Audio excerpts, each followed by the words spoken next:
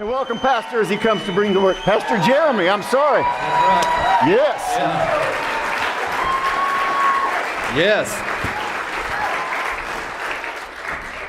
Yes. Today, boy, I tell you, I have really tried to figure out a way to get this as to the surface as I can, and I'm just failing at doing so. So what I'm going to do is I'm going to share with you a brother's struggle.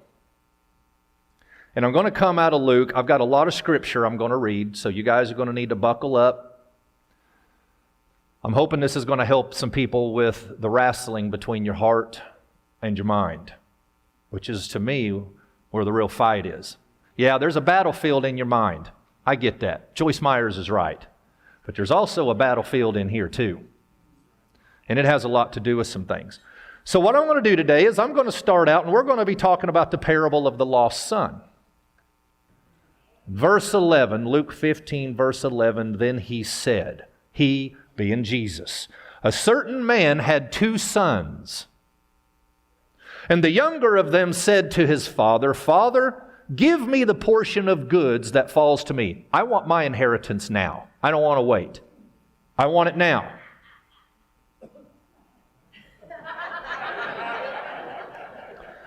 And so he divided to them his livelihood. And not many days after that, the younger son gathered all together and journeyed to a far country, and there wasted his possessions with prodigal living. But when he had spent all, there arose a severe famine in the land, and he began to be in want. Then he went and joined himself to a citizen of that country, and he sent him into his fields to feed the pigs.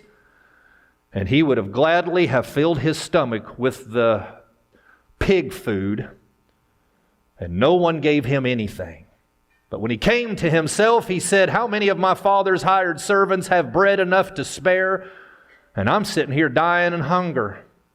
So I will arise and go to my father, and I'm going to say to him, Dad, I've sinned against heaven and you, and I'm no longer worthy to be called your son. Make me like one of your hired servants. And he arose and came to his father, and when he was still a great ways off, his father saw him, and he had compassion, and he ran, and he fell on his neck, and he kissed him. And the son said to him, he said, Dad, I've sinned against heaven, I've sinned against you, and I'm no longer worthy to be called your son. But the father said to his servants, bring out the best robe and put it on him, and put the ring and sandals on his feet, and bring the fatted calf here and kill it, and let's eat and be merry and have a party. For this my son, he was dead, but now he's alive again. He was lost, and now he's found. And they begin to be merry. Now there are 2 sons in this story that Jesus told about in this prodigal story. There's the prodigal son, and there's the older brother. And I think a lot of people relate more to the older brother than they do the prodigal son. Now, I don't know about some of you all. Now, this church got lots of prodigals. You all know what I'm talking about? You all went off and did some things you knew you wasn't supposed to do, and you did it anyway. And then you kept doing it. I'm taking pictures. But I do believe that there are a lot of people that relate more to the older brother. So I want to talk to you about a brother's struggle. And what I mean by that is how do you think the older brother felt? He's the one that didn't leave home. And the one who did leave home, he squandered all of his father's inheritance that he gave him.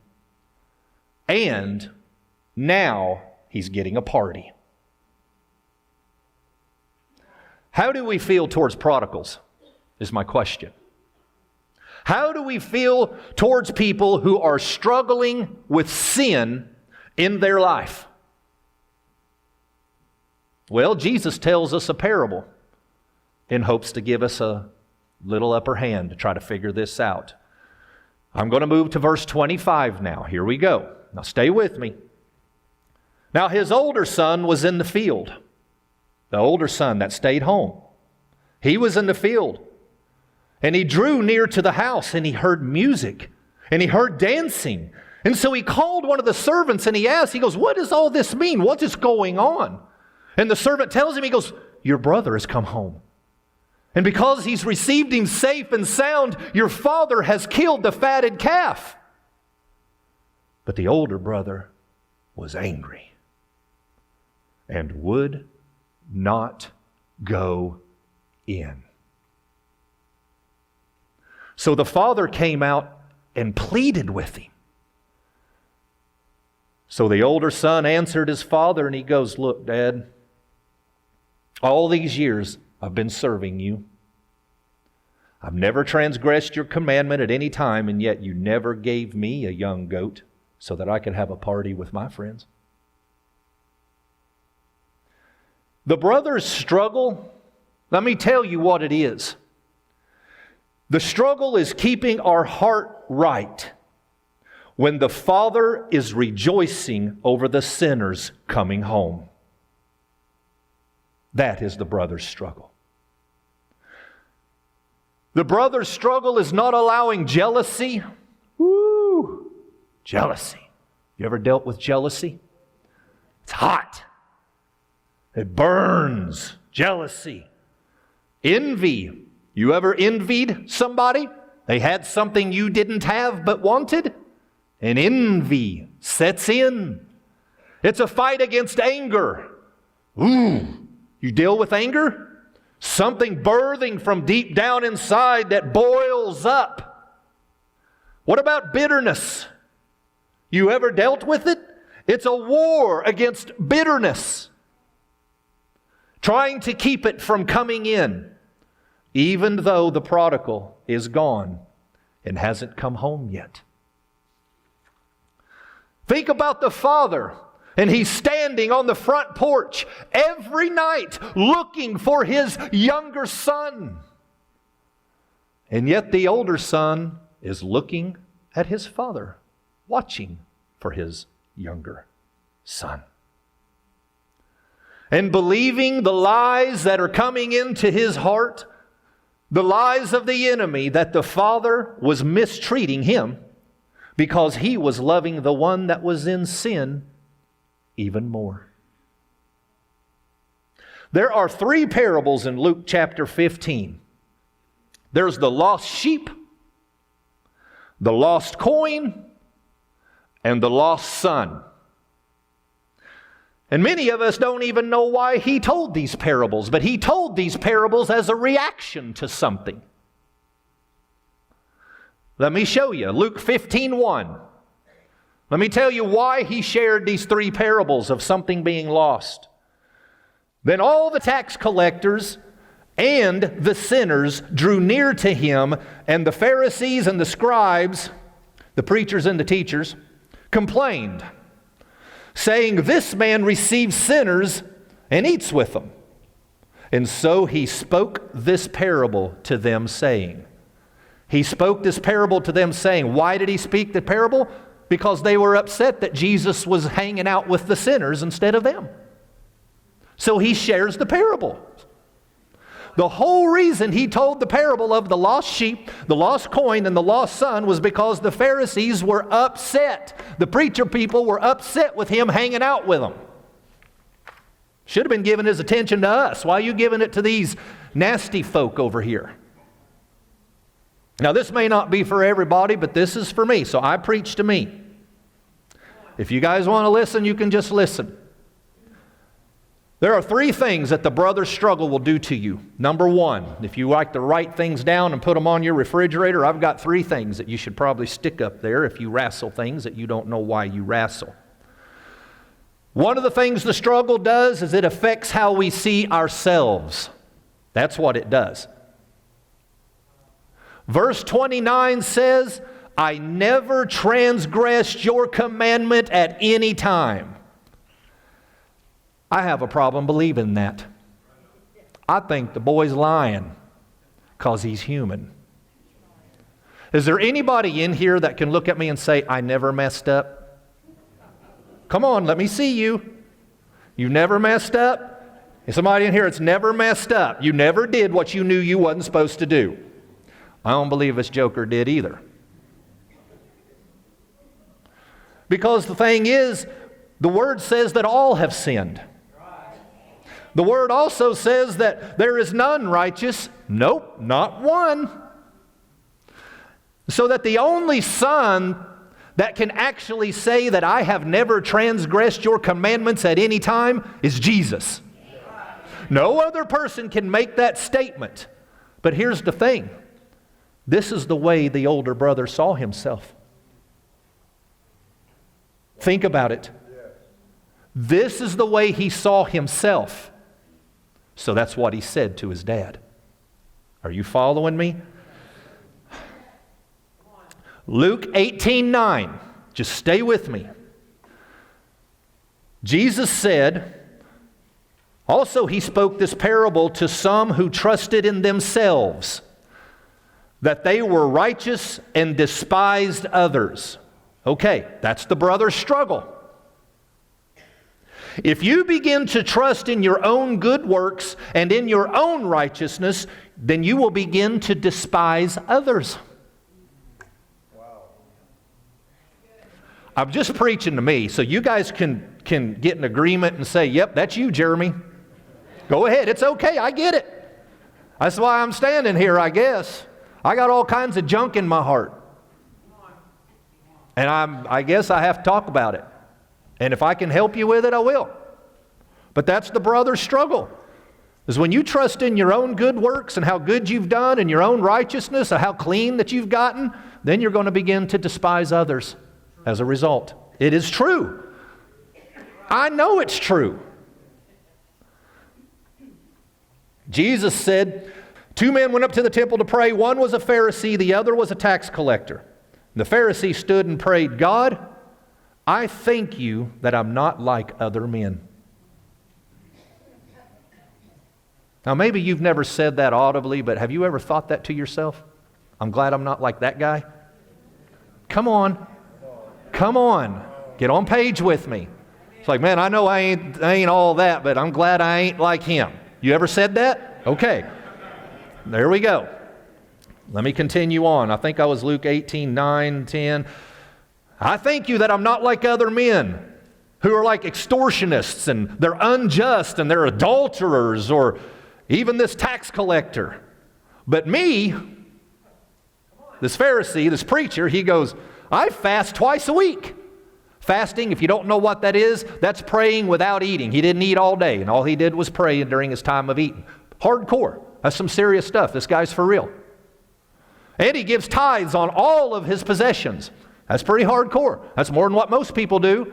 So this guy's pretty legit. Okay? And the tax collector, standing afar off, would not so much as even raise his eyes to heaven, but yet beats his chest, saying, God, be merciful to me, a sinner. Yes. And then Jesus says, I'm telling you, this man, this tax collector, he went to his house justified rather than the other one. For anyone who exalts himself will be humbled, and he who humbles himself will be exalted. The battle is trusting in your own righteousness. See, when the focus is on you, you're always losing the battle. The focus has to be on Christ. It has to be. If you have a good week, thank God. If you have a bad week, thank God. Now, you don't got to go around telling everybody, oh, I got all my focus on Jesus. I got all my focus on Jesus. All my focus is on Jesus. You don't got to go around saying that. Come on. Christians can look dumb enough as it is sometimes. You don't have to go around saying that. Just be it. Just be that. Don't go around telling people that. You're already muddying the water. Just be that. Keep your focus on Christ, okay? All right. Struggle number 2 of what this struggle does to you. A brother's struggle. The second thing that it does. It affects the way that you see others. The struggle with a brother or sister affects the way you see others. Luke 7:36. Then one of the Pharisees asked him to eat with him. And he went to the Pharisee's house, and he sat down to eat. And behold, a woman in the city who was a sinner. And when she knew that Jesus sat at the table in this Pharisee's house, she brought an alabaster flask of fragrant oil, a real expensive bottle of perfume. And this isn't the Mary, mother of Jesus. This woman is a prostitute. This Mary, she's a hooker, okay? She's a hooker. And she stood at his feet behind him weeping. And she began to wash his feet with her tears and wiped them with her hair of her head. And she kissed his feet and she anointed them with this oil. Now the Pharisee who had invited him in saw this and thought to himself, spoke to himself. This is quiet, okay? Another way to look at this is he thought to himself. Okay, he's not telling anybody. This is something he's saying to himself. He's thinking this about Jesus.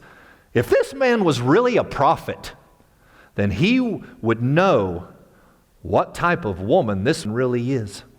Because this woman is nasty. A sinner. This woman is pretty nasty.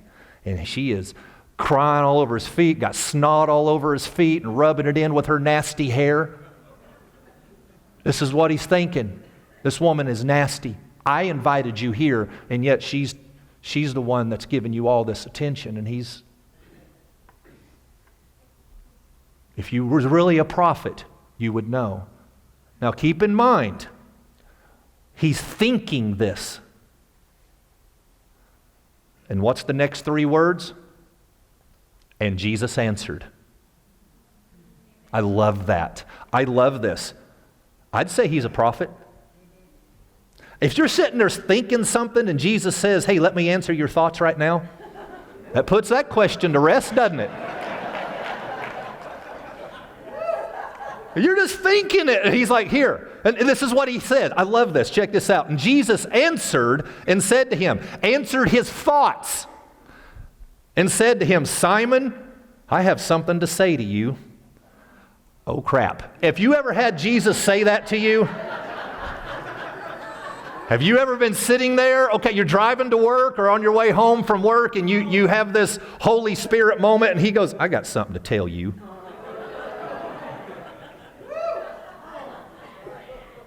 I don't know if I want to hear this or not. So, Simon, I got something to say to you. This was when Simon was thinking this about this nasty girl crying all over him. So Simon tells him, he goes, teacher, say it. And so Jesus tells him, he goes, look, there was a certain creditor. And he had two guys that owed him a lot of money. One of them owed him $500,000, and the other one owed him $50,000. And when they had nothing with which to repay, he freely forgave them both. Tell me, therefore, which one of them will love him more? And Simon answered and goes, well, I suppose the one that he forgave the most. And Jesus said to him, you have rightly judged, Simon. Then he turned to the woman and said to Simon, are you seeing the picture here? He turns to this gross woman that's doing all of this, but he's speaking to Simon, but looking at her. You see the picture? He goes, Simon, do you see this woman? I entered your house, and you gave me no water for my feet, but she has washed my feet with her tears and has wiped them with the hair of her head. You didn't give me a kiss, but this woman has not ceased to kiss my feet from the time I came in. And you didn't anoint my head with oil, but this woman has anointed my feet with a fragrant oil. Therefore, I say to you, her sins, which are many, are forgiven, for she loved much. But to whom little is forgiven, the same loves little. Now, this passage is so easy to misunderstand because I think that a lot of people believe that it teaches that people owe God different amounts, and the person who owes God more will actually love God more. But that is not what this is saying. You have to remember that he's answering Simon's thoughts. This passage does not teach that there are some people who are better than others, but it teaches that there are some people who think they are better than others. Catch it.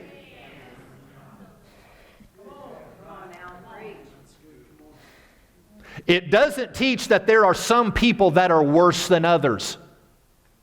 It teaches that there are some people who think there are people that are worse than others.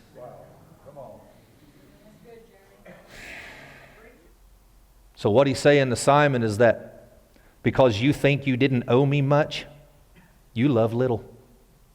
But if you understood that you owe me as much as she owes me, then you would love me a lot.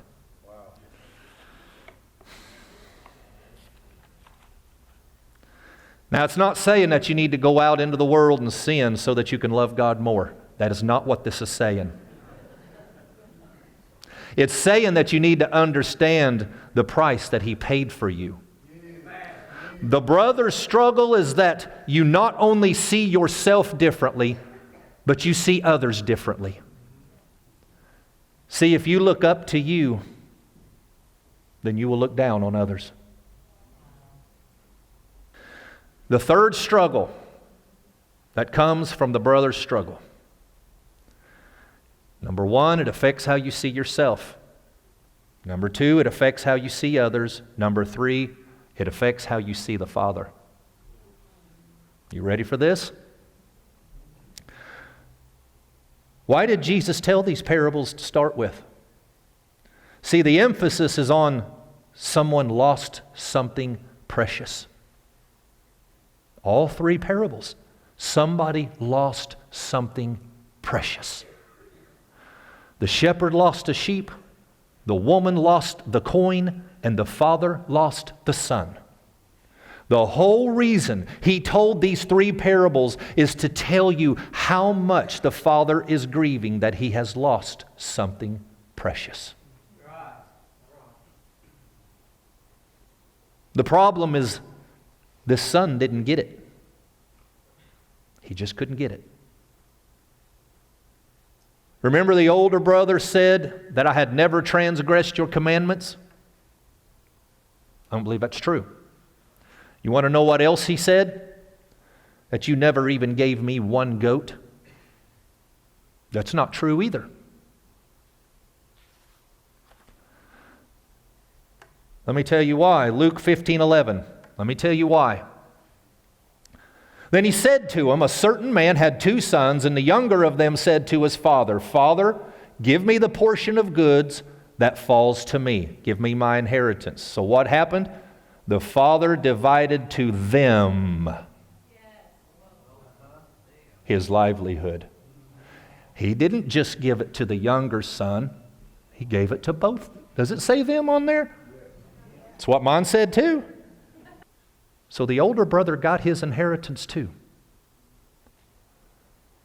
But see, because he didn't see himself correctly, he didn't even tell the truth. And he didn't see others correctly either. And he didn't see the Father correctly either. So he says, you never gave me one goat. And look at the Father's response. Verse 31, this is what the Father tells him. Son, you are always with me. And all that I have, it's yours. So he's saying, son, you have my presence. And you have my money. You've got my provisions. But here's the problem. The younger son missed out on his presence with the father and the provision of the father because he left home. The older son missed out on the presence and the provision of the father because he left home in his heart.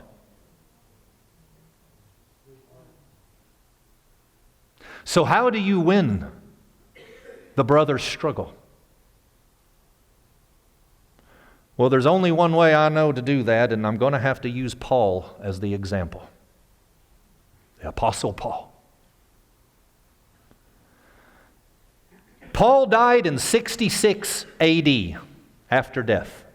After Jesus was crucified, Paul died in 66 AD.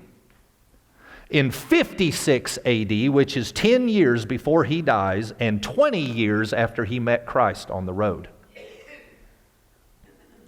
which is where he got saved, he wrote in 1 Corinthians 15:9, "For I am the least of the apostles." He calls himself the least of the apostles 10 years before he dies. 7 years later, which is 3 years before he dies, he writes in Ephesians 3:8, "To me, the very least of all the saints." 2 years later, 1 year before the great apostle Paul dies, he writes in 1 Timothy 1:15, he says, "This is the faithful saying and worthy of all acceptance, that Christ Jesus came into the world to save sinners, of whom I am chief." So he calls himself the least of the apostles. Then as he progresses forward in his walk, he calls himself the least of the saints. And at some of the heightened moments of his ministry, he calls himself the chief of all sinners.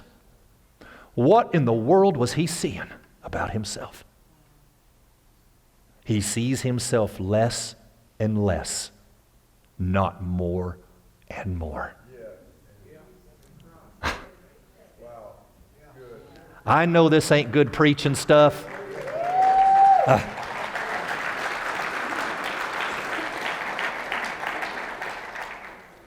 This ain't no preaching, shout you up and get you excited. But if you a lost guy that, when I evaluate myself, I really feel like I got more sin in me than everybody else I know. I don't know if you feel like that or not, but I do. Maybe it doesn't show on the outside, but in here, there's all kinds of junk in there, man. So much junk. He's the least of the apostles. Then he advances a little bit more. Now he's the least of the saints. And then as he advances towards the end of his ministry, he's the chief of all sinners. How can somebody that we trust so much call himself the chief of all sinners? How is that even possible? It's because his opinion of himself is going in the right way. And this is the guy that says, "I die daily." That's who that guy is. This is the same guy that said, "I am crucified with Christ." This is the same guy that says, "I'll narrow my fleshly desires on the cross." This is the same guy that says, "For I have decided to concentrate only on Jesus Christ and the death on the cross." The only way that we are going to win this battle of the brother's struggle is by staying close to the cross.